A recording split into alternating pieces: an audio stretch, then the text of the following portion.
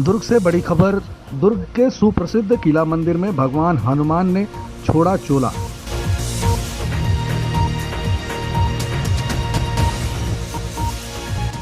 बताया जा रहा है 101 वर्ष के बाद ये अद्भुत चमत्कार देखने को मिला है। आखिरी बार 1920 में हनुमान जी ने चोला छोड़ा था। चोला छोड़ने की खबर जैसे ही शहर के लोगों को लगी, दर्शन को मंदिर में भीड़ उमड़ पड़ी। लोग पूजा पाठ करते हुए बजरंगबली के जयकारे लगाने लगे। चोला छोड़ने की खबर जैसे ही विधायक अरुण बोरा को लगी, वह तत्काल दर्शन के लिए किला मंदिर पहुंचे। ये एक भगवान की एक नेचुरल प्रक्रिया है। जिस तरह से हम जीवित इंसान लोग एक निश्चित समय के बाद में अपना चोला छोड़ के चले जाते हैं, ठीक वही बात इनके साथ भी लागू होती है बजरंगबली के साथ में। किला मंदिर का बजरंगबली जो है स्वयंभू है, स्वयं है, मूर्ति स्थापित नहीं की गई थी। अभी तक से जिस मूर्ति का पूजा पाठ करते थे और चोला चढ़ाया जाता था, चोला मैं बता दूं सिंदूर और घी का लेप होता है, जिसे हम और आप श्रद्धा से उनके चरणों में अर्पित करते हैं। जब उन्होंने छोड़ा तो ये समझ लीजिए कि जैसे उनके शरीर के अंदर से जो गर्मी रहती है उसे धीरे धीरे वो क्या है अपने आप को निकालने लगता है और एक समय के बाद में वो गिर जाता है, जिसको हम कहते हैं चोला छोड़ना। और आज से पूर्व करीब 1920 में एक बार इसी तरह से हुआ था। तो एक बड़ा अच्छा प्रसंग था जो हमारे बाप दादाओं ने हमें बताया था। भगवान की मूर्ति है तो पहले जो ऐसा तो अभी पहले नहीं कभी नहीं देखा गया था। अब आज देखें आके हम लोग तो अच्छा लगा हम लोग को कि भगवान का स्वरूप हम लोग दर्शन कर रहे हैं।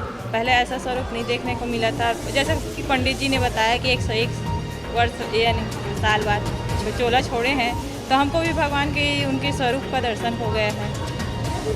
दुर्ग बीजेपी भवन में आज दुर्ग सांसद के द्वारा प्रेस कॉन्फ्रेंस ली गई, जिसमें उन्होंने बताया कि आगामी 8 तारीख से 12 तारीख तक मुख्यमंत्री भूपेश बघेल के विधानसभा क्षेत्र पाटन में 5 दिवसीय जन जागरण पद यात्रा दुर्ग सांसद के द्वारा निकाली जाएगी, जिसमें छत्तीसगढ़ शासन के द्वारा चलाई जा रही दमनकारी नीति एवं कई प्रकार की अनियमितताओं के बारे में जनता को बताया जाएगा। इस यात्रा के बारे में सांसद विजय बघेल ने मीडिया को कुछ इस तरह से जानकारी दी।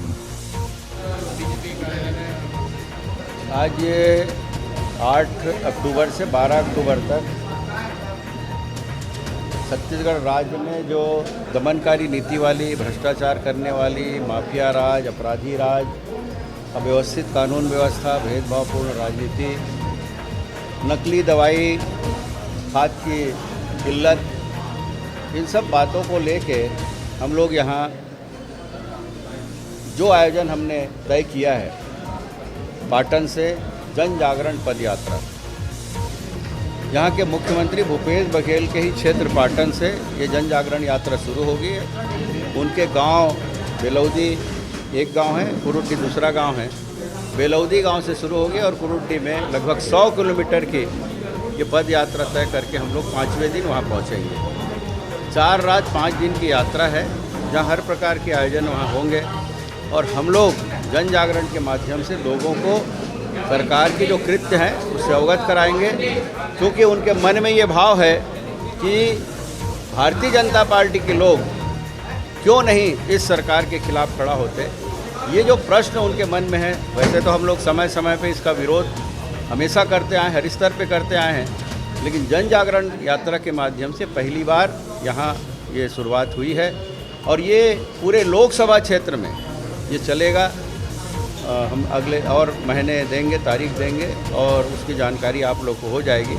बेमेतरा जिला के 3 विधानसभा में और यहाँ दुर्ग जिला के 6 विधानसभा में, क्योंकि हमारा 5 ग्रामीण विधानसभा है, पूरा गांव लगा हुआ है, और 4 जो विधानसभा है लगभग शहरी है।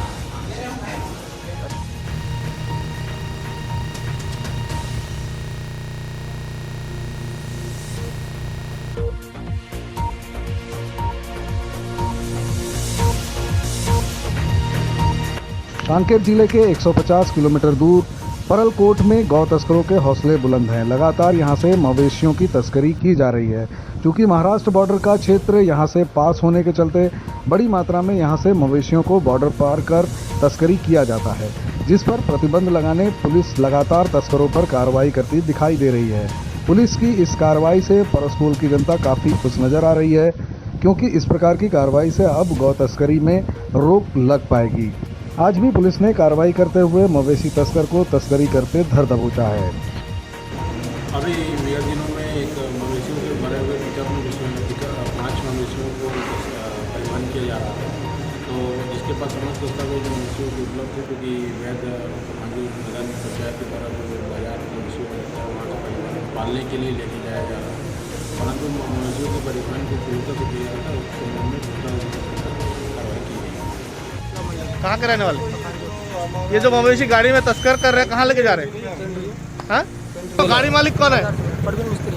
कौन है? परवीन मिस्त्री। उसने बोला आपको माल लेके पेंट्री छोड़ो। पेपर है सरपंच सचिव का लिखा कुछ? आज जो माल खरीदेगा इसका कुछ बिल उसका पास बिल है। आपके पास है? अभी गाड़ी में कुछ है दस्तावेज जिसको दिखा सकते हो कि आप ये 4-5 जो बैला है लेके जा रहे हो? नहीं है ना?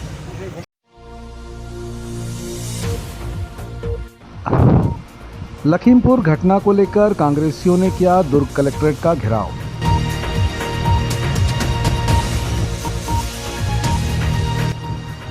दुर्ग में आज कांग्रेसियों ने लखीमपुर घटना एवं प्रियंका गांधी को गिरफ्तार किए जाने के विरोध में प्रदर्शन किया, जिस प्रदर्शन में बड़ी संख्या में कांग्रेसी पदाधिकारी एवं सदस्य उपस्थित रहे।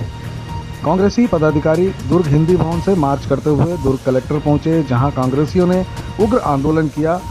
प्रदर्शन को लेकर दुर्ग विधायक अरुण बोरा और भिलाई जिला अध्यक्ष मुकेश चंद्राकर ने पत्रकारों से चर्चा करते हुए लखीमपुर नरसंहार और प्रियंका गांधी के साथ हुए दुर्व्यवहार की निंदा की। देखिए, लखीमपुर में तीन मांग को लेके किसान लोग शांतिपूर्ण ढंग से आंदोलन कर रहे थे। उनको कार से कुचला गया। उनके परिजनों से मिलने के लिए हमारी महासचिव श्रीमती प्रियंका गांधी जी पीड़ित लोगों से मिलने जा रही थी। उनको गिरफ्तार किया गया। हमारे सीएम साहब के मुख्यमंत्री जी के हेलीकॉप्टर को, उनके प्लेन को वहाँ पर उतरने नहीं दी गया। लखीमपुर में 103 धारा लगी हुई थी, लेकिन लखनऊ में भी नहीं रोका गया। इसमें हम लोगों ने ज्ञापन दिया है कि योगी सरकार को बर्खास्त किया जाए। Thank you. किस प्रकार का प्रदर्शन किया गया कांग्रेस पार्टी? देखिए, भारतीय जनता पार्टी का किसान विरोधी चेहरा अब सबके सामने आ गया है। लगातार जो घटनाएं घटित हो रही है, केंद्र की भारतीय जनता पार्टी के खिलाफ पूरे देश में जन आक्रोश का वातावरण बना हुआ है। ठीक उसी तरीके से अभी उत्तर प्रदेश के लखीमपुर में जो घटना हुई है, वह घटना इतनी दर्दनाक है जिसकी जितनी निंदा की जाए कम है। भारतीय जनता पार्टी की उत्तर प्रदेश की सरकार को बर्खास्त करने से पहले नैतिकता के नाते स्वयं ही इस्तीफा दे देना चाहिए कि जिस तरीके से किसान आत्महत्या कर रहे हैं। आज ये देश किसानों का देश है, अन्नदाता के ऊपर हम सब लोग निर्भर हैं, लेकिन भारतीय जनता पार्टी की सरकार अन्नदाताओं की तरफ जरा भी ध्यान नहीं दे रही है। और लगातार ये जो अत्याचार हो रहा है किसानों के ऊपर, यह बहुत ही निंदनीय। इसकी जितनी भर्त्सना की जाए मैं समझता हूँ कम है।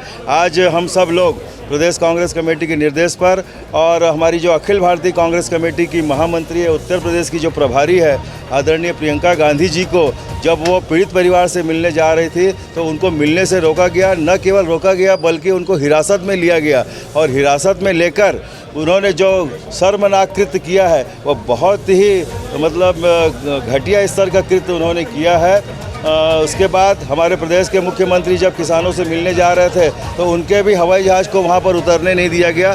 कांग्रेस की सरकारें, देश की आज़ादी के बाद कांग्रेस की सरकारों ने कांग्रेस किसानों के हित में निर्णय लिया है, किसानों के लिए नीति बनाई। पंडित जवाहरलाल नेहरू के नेतृत्व में आज 15 साल तक यहाँ पर भारतीय जनता पार्टी की सरकार थी, रमन सिंह की सरकार थी, और 3 वर्षों से भूपेश बघेल की सरकार है। भारतीय जनता पार्टी के आप आंकड़े देखेंगे तो उसमें हर वर्ष किसान आत्महत्या कर रहे थे। कुल 15 वर्षों में 4000 से अधिक किसानों ने आत्महत्या की।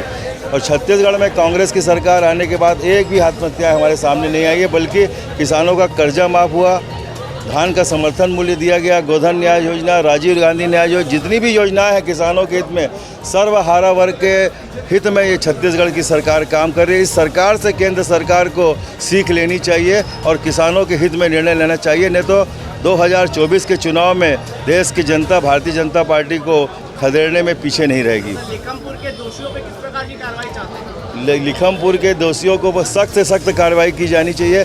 ऐसे लोगों को बख्शा नहीं जाना चाहिए जो किसानों के साथ इस तरीके का आचरण करते हैं और उनकी जान लेते हैं। किसानों की जान लेने का हक और किसी की भी जान लेने का हक किसी को भी नहीं है।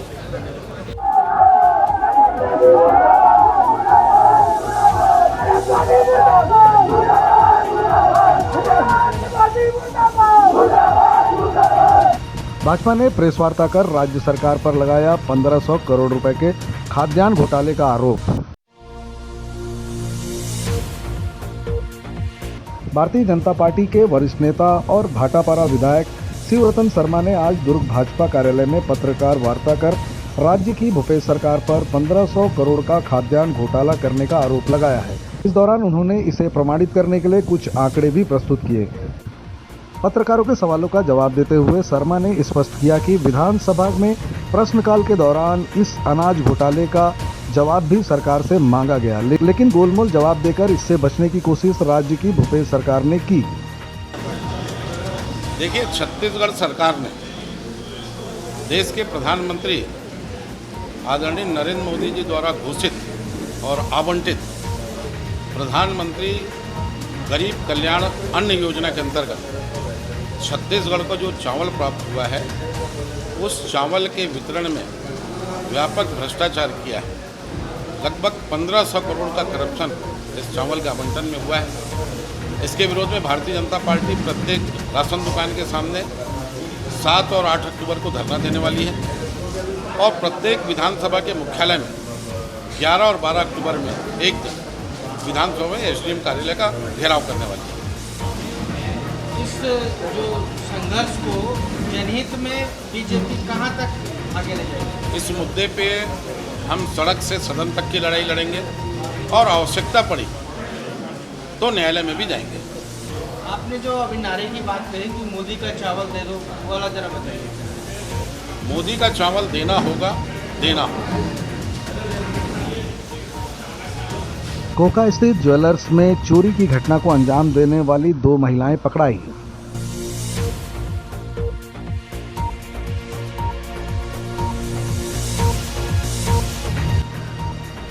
कोका स्थित सीपी ज्वेलर्स एवं दुर्ग स्थित सहेली ज्वेलर्स में चोरी करने वाली 2 महिलाओं को स्मृति नगर चौकी पुलिस ने गिरफ्तार किया है।